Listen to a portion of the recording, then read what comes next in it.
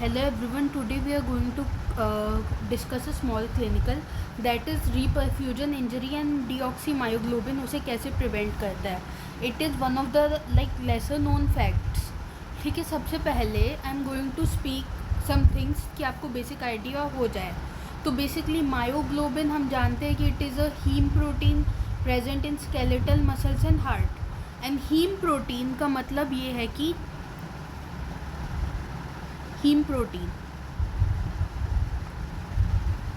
Haem basically the word haem means a porphyrin derivative and उसमें iron है. Iron, it has iron, ferroprotoporphyrin. Now I will break it down, don't get confuse.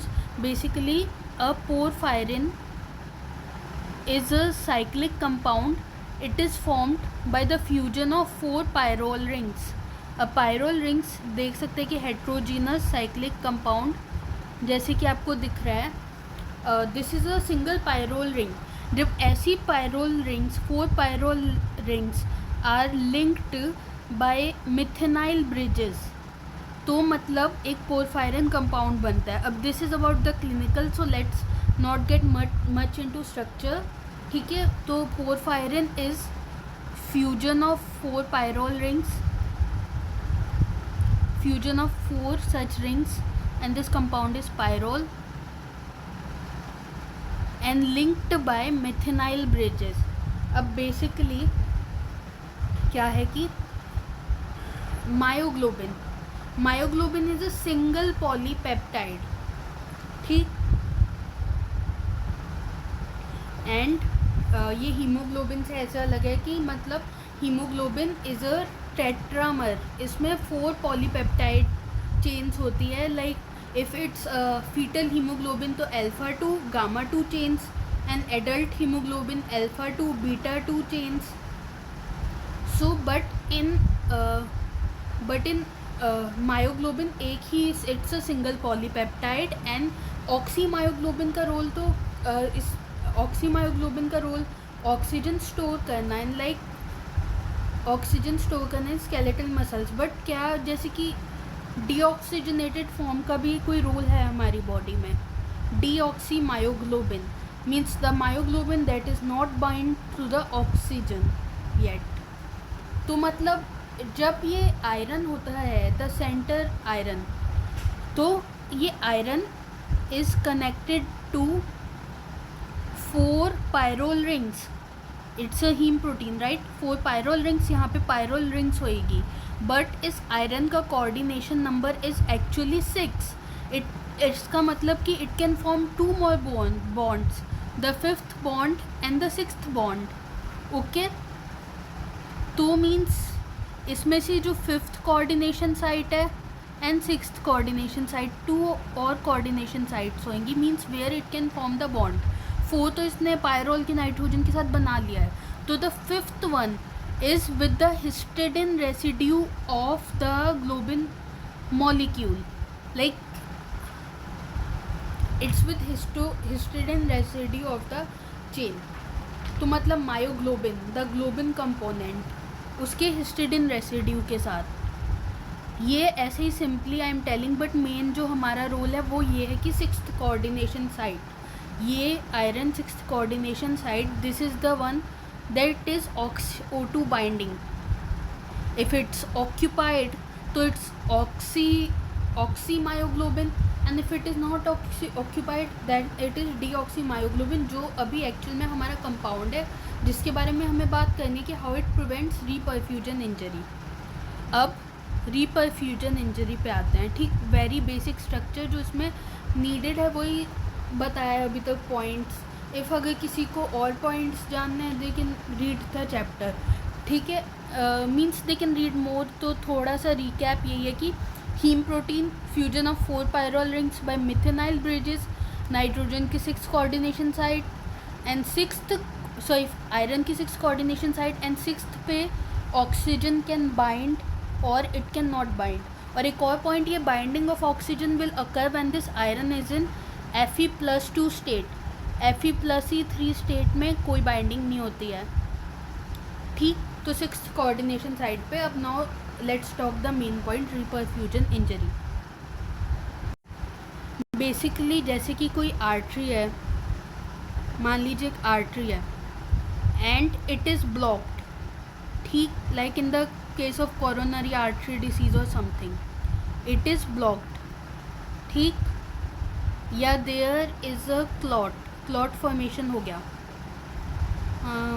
Clot and something restricting the blood flow.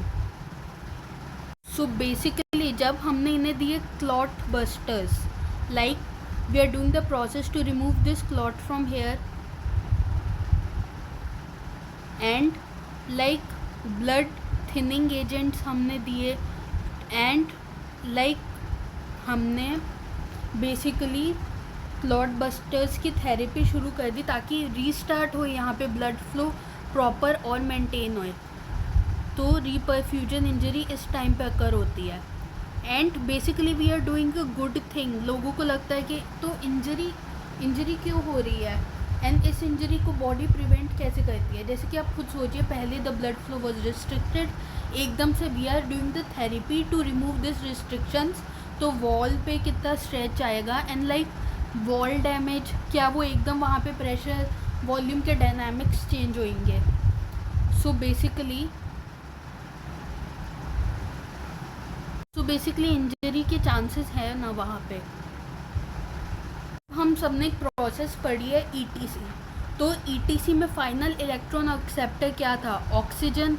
If basically there is a resupply start हो रही है, like resupply of the blood, तो it makes कि oxygen available, तो ETC operational. But जब ये पहले बीच में इनहिबिट हो रही थी फिर ऑपरेशनल हो गई, तो क्या होता है, there is a leakage of electron and formation of free radicals, leakage of electron and formation of free radical. अभी फ्री रेडिकल्स का नेचर इज़ कि they are like reactive oxygen species.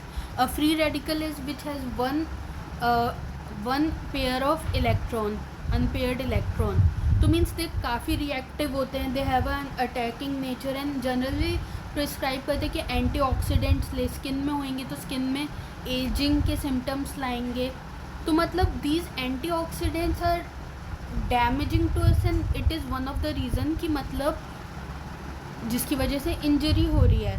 तो मतलब ETC became operational, there is leakage of electron and there is free radical formation which will attack this wall more, जो despite उस पर physical stretch strain आ रहा है, कह सकते हैं हम एक तरीके से। तो अब आता है it's prevented deoxymyoglobin. Yes, deoxygenated form का भी रोल है इस हमारी बॉडी में। बेसिकली एक निट्रिक ऑक्साइड रेडिकल, यहाँ पे फ्री रेडिकल फॉर्म होता है nitric oxide radical, it can inhibit the ETC again. Operational हुई ETC, leakage of electron and free radical, तो ये NO2 माइनस रेडिकल फॉर्म हो रहा है। अब हम किसी तरीके से इस रेडिकल को एक न्यूट्रल स्पीशीज़ में कन्वर्ट कर दे तो ये अटैक नहीं कर पाएगा ना। सो बेसिकली एक रिएक्शन होता है जिसमें डीऑक्सीमायोग्लोबिन का रोल आ रहा है, that is NO2 minus plus H plus और डीऑक्सीमायोग्लोबिन। Make sense? तो इट फॉर्म्स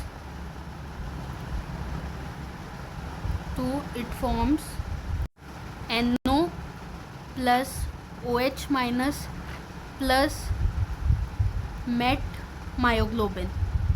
ओके, तो ये रिएक्शन हुआ, basically the nitric oxide radical got converted to NO, तो ये फर्दर इंजरी कॉज नहीं कर सकता। सो इसमें इस रिएक्शन में डीऑक्सीमायोग्लोबिन का रोल था कि it reduces reperfusion injury by decreasing the level of nitric oxide radical and उससे it's forming a species like nitric oxide. तो इस रिएक्शन की थोड़ी और बात करें तो डीऑक्सीमायोग्लोबिन एंड मेट मायोग्लोबिन में क्या डिफरेंस है। बेसिकली मैंने आपको बताया था कि जब ये आयरन Fe+3 फॉर्म में होता है तो it can not bind oxygen.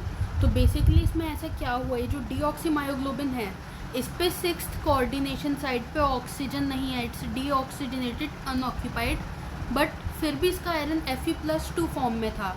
इधर हुआ ये कि डीऑक्सीमायोग्लोबिन का ऑक्सीडेशन हुआ एंड इसने NO2- का रिडक्शन किया, इट्स सॉर्ट ऑफ रीडॉक्स।